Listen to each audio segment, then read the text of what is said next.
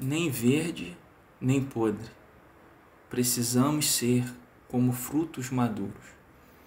Eu não sei se você já observou, mas existem muitos frutos grandes que ainda estão verdes.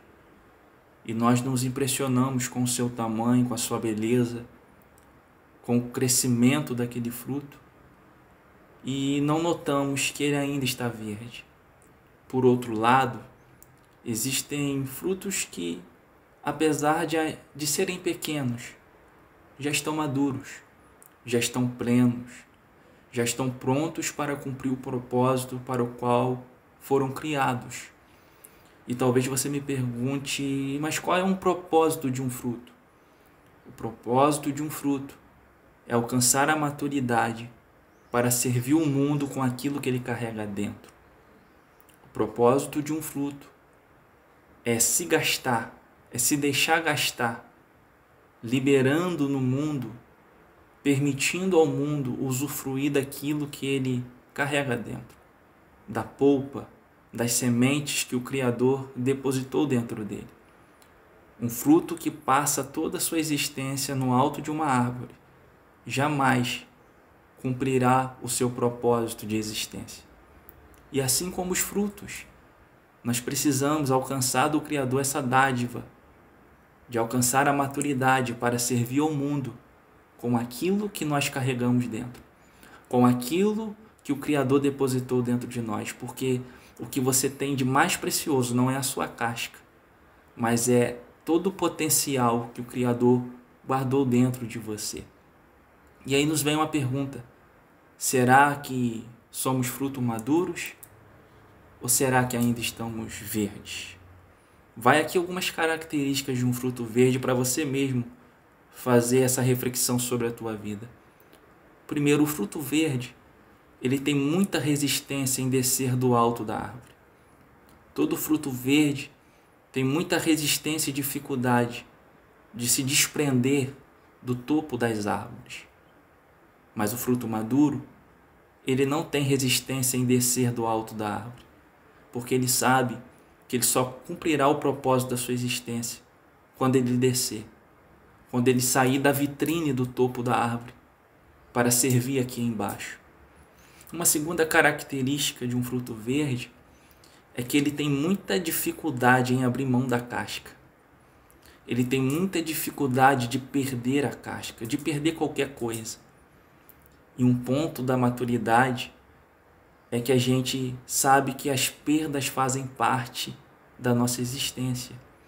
Eu me lembro que em certa ocasião eu quis tentar descascar uma banana ainda verde, na esperança de que ela estivesse minimamente madura por dentro, e eu tive muita dificuldade de separar a casca da banana. Por quê? Porque ainda estava verde. E todo fruto verde tem muita dificuldade de perder, tem muita dificuldade de abrir mão da casca que possui.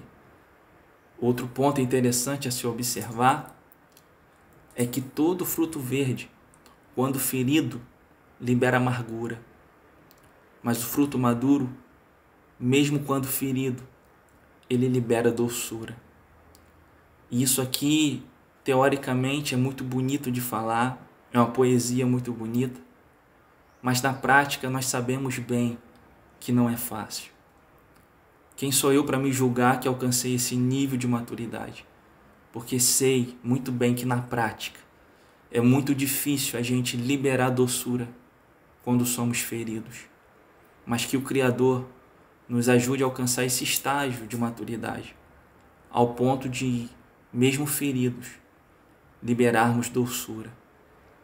Outro ponto interessante a se observar nessa diferença entre o fruto verde e o fruto maduro é que o fruto verde, quando pressionado, ele oferece muita inflexibilidade, muita dureza.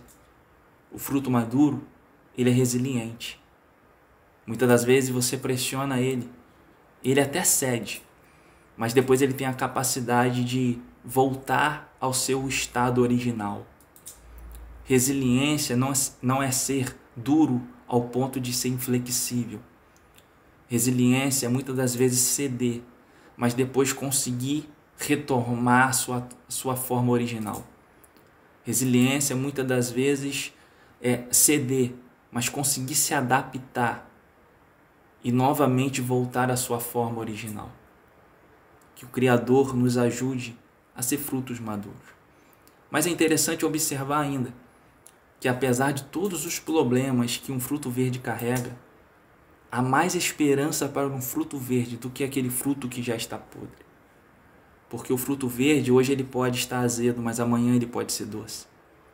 O fruto verde, hoje pode ser inflexível, mas amanhã ele pode adquirir resiliência. O fruto verde, hoje ele pode ter resistência em perder a casca, mas amanhã ele pode aprender que faz parte do propósito perder a casca. Mas o fruto podre é um fruto que passou a vida toda, não compartilhou aquilo que ele carregava dentro. E hoje ele está perdendo o que ele carregava dentro para os fungos. O fruto podre é um fruto contaminado, que se deixou contaminar. O fruto podre é um fruto que muitas das vezes até libera uma doçura, só que é um doce veneno. É um doce que é uma doçura que, no mínimo, fará mal àqueles que provarem dela. Então, que não sejamos um fruto podre. Que Deus nos guarde de ser um fruto podre, de ser um fruto que se deixou contaminar. Termino refletindo sobre a maçã.